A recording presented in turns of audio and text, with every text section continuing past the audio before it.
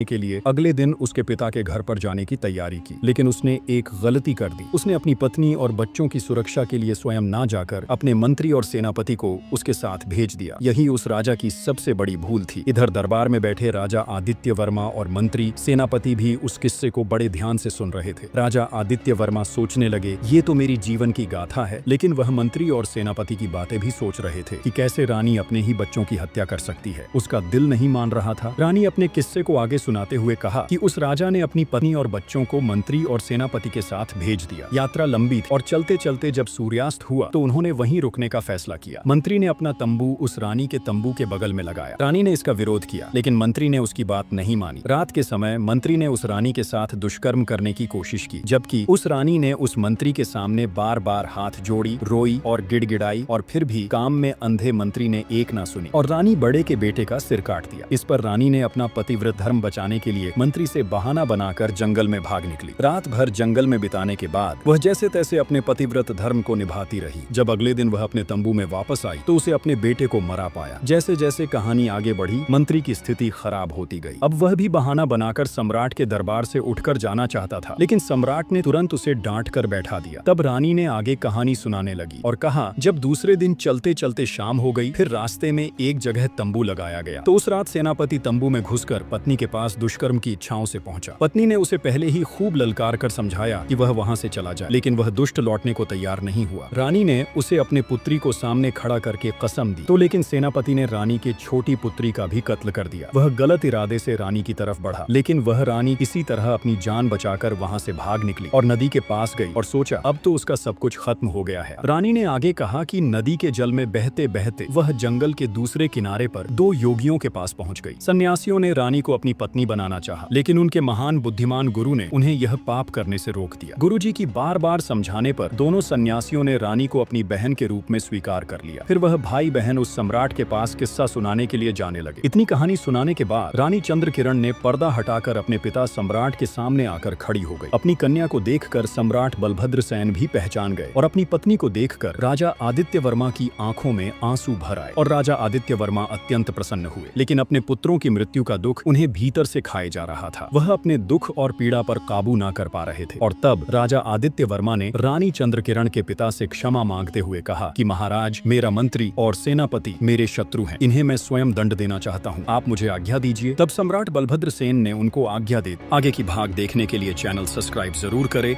और वीडियो को लाइक करें।